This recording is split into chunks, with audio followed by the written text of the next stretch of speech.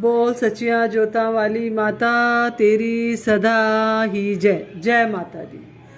दोस्तों, आज मैं आपको बता रही हूँ नवरात्रों में 9 दिन सरल विधि से प्रतिदिन हम कैसे पूजा करें। कुछ लोगों के अलग अलग क्वेश्चन थे, तो उसी पर मैंने एक वीडियो बना दी है छोटी सी। जैसे कि कुछ लोग कलश स्थापना करते हैं और कुछ लोग कलश स्थापना नहीं करते। कुछ लोग जवारे बीजते हैं, कुछ लोग नहीं बीजते। तो कुछ लोग खाली कलश स्थापना ही करते हैं और कुछ लोग सिर्फ व्रत रखते हैं। कुछ लोग पूरे 9 दिन व्रत रखते हैं या 8 दिन व्रत रखते हैं। कुछ लोग लास्ट के 2 दिन रखते हैं या कुछ लोग पहला और आखिर का व्रत रखते हैं। आप कलश स्थापना करते हैं या नहीं करते हैं। अगर आप व्रत करते हैं तो आप जैसे व्रत करते हैं, जैसे आपके घर का नियम होता है, आप वैसे ही व्रत करते रहें। और जो इसकी विधि है पूजा की, अगर आप व्रत नहीं भी करते हैं और आप पूजा करते हैं तो आपको क्या क्या करना है। आप सुबह नहाने धोने के बाद 1 लोटे में जल लें और जो गेंदे का फूल होता है उससे माता की फोटो पर, मूर्ति पर और जो कलश है उस पर और आपका जो मंदिर है उस पर जल से छिड़काव करें। फिर आपको दीपक जलाना है।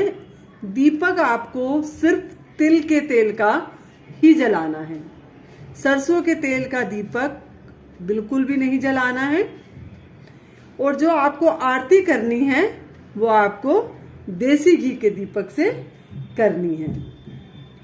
तो आपने दीपक प्रज्वलित कर लिया और आपको क्या करना है, सुबह की पूजा में आपको, अगर आपके पास फूल है तो आप फूल अर्पित करें। माता को गुड़हल का फूल बहुत पसंद है, तो जो भी फूल आपको मिलता है, गुड़हल का, गेंदे का, गुलाब का, आप माँ को वो फूल चढ़ाएं। अगर आपको फूल नहीं मिलते हैं तो आप माँ को ऐसे ही प्रणाम कर सकते हैं। माँ को आपको प्रतिदिन सिंदूर लगाना है।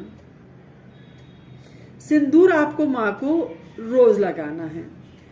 फिर आपको जो सुबह की पूजा है उसमें आपको गणेश जी की आरती करनी है और माँ दुर्गा की आरती करनी है, जय अम्बे गौरी।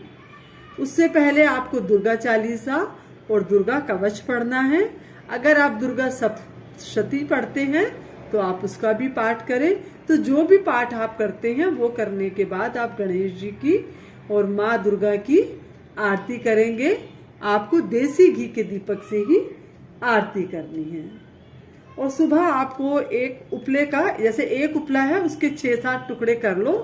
तो सिर्फ एक टुकड़ा लेके आपको, आपकी गैस बिल्कुल साफ हो, उसके ऊपर उस उपले को आप अच्छे से दोनों साइड से सेक लें। मेरी इसकी वीडियो भी है, वो भी मैं डिस्क्रिप्शन बॉक्स में डाल दूंगी। और उसके बाद आप मिट्टी का एक बर्तन लेके उसमें वो उपला रखें। उपले को अच्छे से चम्मच से फोड़ लें। उसके ऊपर एक बताशा रखें, थोड़ा कपूर डालें और लौंग, फूल वाली लौंग लेनी है। तो आपको 2 लौंग डालनी है, फिर 2 लौंग डालनी है, कि 2 लौंग 2 बार आपको उसमें अर्पित करनी है। तो ये वाला भोग जो है माँ को पहुंचता है। इसके बाद आप सीधे हाथ में थोड़ा सा जल लेंगे और वो जो मिट्टी का पात्र है जिसमें आपने हवन किया है उपले वाला, उसके ऊपर से 2 बार पानी को बार के वहीं पर छोड़ देंगे। और आपको शाम की जो पूजा करनी है, शाम की पूजा में आपको गणेश जी की आरती करनी है, जय अम्बे गौरी की आरती करनी है। और आप मिश्री का भोग लगाएं, बताशे का भोग लगाएं। और सुबह की आरती में आपको मिश्री का या बताशे का और पंचमेवे का भोग लगाना है। और जो भी मौसम का फल है, अगर केले हैं तो अच्छा है, इसका भोग आपको प्रतिदिन लगाना है। फिर दक्षिणा में आपको दक्षिणा आप नवरात्रे के 9 दिन में किसी भी दिन माँ को दक्षिणा अर्पित कर सकते हैं।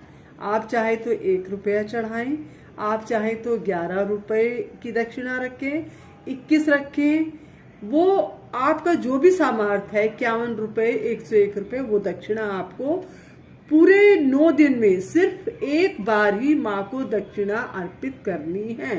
प्रतिदिन आप दक्षिणा माँ को अर्पित नहीं करेंगे। और कुछ क्वेश्चन ये भी थे कि जो प्रेग्नेंट लेडीज हैं, जो गर्भवती हैं, वो व्रत रखें या ना रखें। तो गर्भवती स्त्रियां व्रत ना रखें, वो सुबह शाम की जो पूजा होती है सिर्फ वो पूजा करें। और अगर आपके घर में ये कंपलसरी होता है कि व्रत रखना है, तो आप अपने डॉक्टर से सलाह लें और उसमें फल, पानी और इन सब चीज़ों का ज़्यादा से ज़्यादा इस्तेमाल करें। और वैसे गर्भवती स्त्रियों को व्रत नहीं रखना चाहिए। और अगर कोई बीमार है तो वो भी व्रत ना रखे, क्योंकि अपने शरीर को कष्ट देकर अगर आप कुछ काम करते हो तो वो काम सफल नहीं होता है। तो अपने शरीर को आप कष्ट ना दें। और जिस कमरे में आपने 9 दिन पूजा करनी है, या आपका जो मंदिर है जहाँ पे आपने चौकी स्थापित करी है, वहाँ आपको बिल्कुल भी अंधेरा नहीं रखना है। और आपने जो हार माँ को पहले दिन पहनाया है, वो हार आप अगर अष्टमी तक पूजा करते हैं या नौमी तक करते हैं, तो उतने दिन तक वो माला, वो हार जो माता रानी को आपने पहनाया है या कलश पर आपने पहनाया है, तो उसको चढ़ा रहने देंगे। लेकिन आप फूल आप प्रतिदिन नए चढ़ा सकते हो, और वो वाले फूल आपने जो एक दिन पहले चढ़ाए थे उनको हटा सकते हो, और उन फूलों को आराम से एक प्लेट में डाल के उनको अच्छे से खोल के आप अपने घर के गमलों में डाल सकते हैं। वो खाद भी बनेगी, और अगर वो गेंदे के फूल हैं तो आपके फूल भी उससे आ जाएंगे। तो जो फूल आपने हटा दिए हैं वो आपने गमले में डाल देने हैं। और पूजा वाले कमरे में 9 दिन तक आप जितने दिन तक आप पूजा करते हैं, वहां पर आप बिल्कुल भी झाड़ू नहीं लगाएंगे। अपने ही हाथ से आप उस कमरे में पोछा लगा लें। अपनी मेड से पोछा ना लगवाएं, क्योंकि हो सकता है वो नहाकर आई है, नहीं आई है, या उसको पीरियड्स हैं, वो आपको बताती है नहीं बताती है। तो आप खुद ही पोछा लगाकर वहां पर पूजा कर लें। और ये जो रोज आप हवन करते हैं उपले का, बताशे का, इसकी राख भी आपको प्रतिदिन अपने गमलों में डाल देनी है।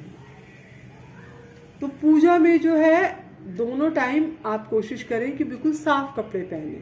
सुबह जो आपने कपड़े पहने हैं पूजा करके उनको उतार दें, तो उनको आप शाम को भी पहन सकते हैं।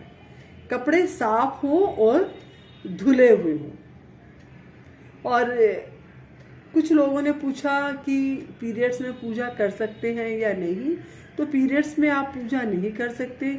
4 या 5 दिन तक जब आप सिर धो लेते हैं उसके बाद आप पूजा कर सकते हैं। उससे पहले आप अपने पति से या बच्चों से या घर में आपके जो भी आपकी सास है, ननंद है, देवरानी है, जो भी है, आप उससे दीपक प्रज्वलित करवा सकते हैं।